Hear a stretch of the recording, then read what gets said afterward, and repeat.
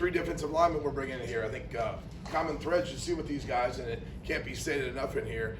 You know, they come from quality homes. When you talk about going to college and succeeding at the high level in college football, you got to have some toughness and work ethic. And as soon as you get to know these kids and their family, their parents is where it comes from. And they're just great people, and they were a joy to go through the recruiting process with, you know. So high character, toughness, tenacity, we'll see with all of them. The first one I'll start with is Julian, JuJu Anderson. He was my first win in the transfer portal here in the spring. I called his coach at Blair Academy about another kid in the portal, and he said, well, I got one other kid that's going to be here, and JuJu Anderson. And I said, oh, okay. You know, wrote the name down, and boom, I look it up, and there's this freak athlete, long, athletic kid coming up there from Florida.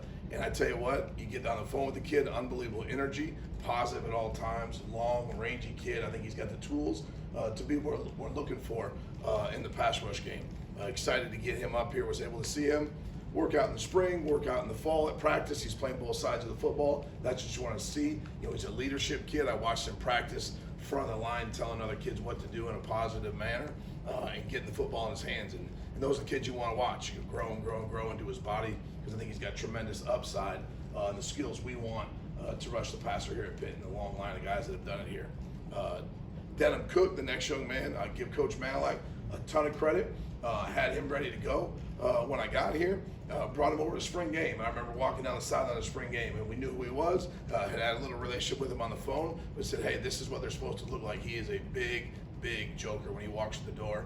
He's a man, 6'4" plus. You know, I think he's probably close to 230 right now, and keeps going. Now, Denim did things the right way. Just kept on working.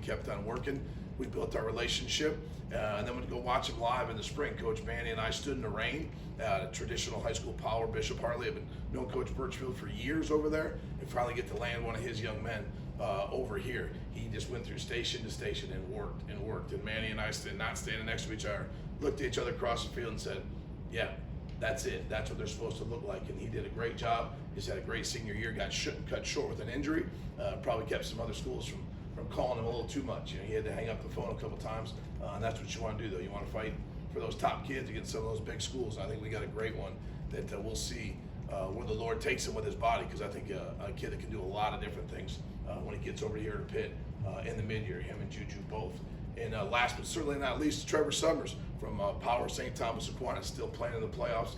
Talked to him last night, interrupted his film study Zoom call with his position coach, and that's who he is. Oh, coach, can I call you back? And then boom, there he is, watching film at the dinner table with his position coach, ready to win another state title down there at St. Thomas. He was a young man that was far in along the process when I got here in February, and I'm glad he was. And then I went down there and got a chance to watch him live in the fall and sat across from Coach Harriet, the coach down there, and said, you got a guy. And when Coach Harriet says that, that's real. Down there at St. Thomas. Trevor is in the front of the line. He is a worker. You want to talk about a kid that loves football, high motor, light on his feet, and just likes to put his face in the fan? Like, that's what we want at D-tackle. A tough kid that's going to bring a lot of great intangibles to this program. Any questions? So Denim Cook, you know, linebacker in high school, you said Ryan Manley, I talked to him. What do you have to do to squeeze him away from him? No, Manny is the king of Columbus. All right, the first NFL player out of Pickerington, Ohio, right there, Ryan Manley. All right, so Manny did a great job setting the table. The kid does a ton of different things on tape. You know, he's playing outside linebacker, playing middle linebacker, playing defensive end. No, Manny and I agree, get the good ones in the boat. And yeah. So how do you get him to say, like, hey, can he come this way instead of maybe you flip some more to middle linebacker, or is that dictated by where the player? Well, I think the film, and if you walked in the room and when you'll see him, you're like, okay, yeah, his days of standing behind the defense, scraping over the top rope, or put your hand on the ground and come off the edge. Is there a projection process though when you have one of those outside edge rushers? We all do our best, right? You do your best. You look at a kid. You know, no one's perfect, but you know, broad shoulders, long arms. He's got huge feet. I think he's got like a 15 shoe. I mean, he's gonna be a big, even bigger young man than he is. You know, and you try to figure out, okay, how much is he lifting? Right, multi-sport kid. You know, what's the diet like? You know, things like that. We're very fortunate to have all those resources here to maximize who they are as young men. Can you play more 50 defense with Denim Cook? 50? Well, there's a guy right next to him, and Bates can tell us what we're doing. But, you know, the more athletes you get, the more you run, that's what you do, right? You get your guys, and we argue about who's the right guy to get in the right spot and get athletes on the field together next to each other so they can't figure out who they're going to be. Anderson's frame, how big do you think he can get, like weight-wise? Oh, I think 40 is an easy number for him, 240, you know, as he gets going. He played basketball for a long, long time.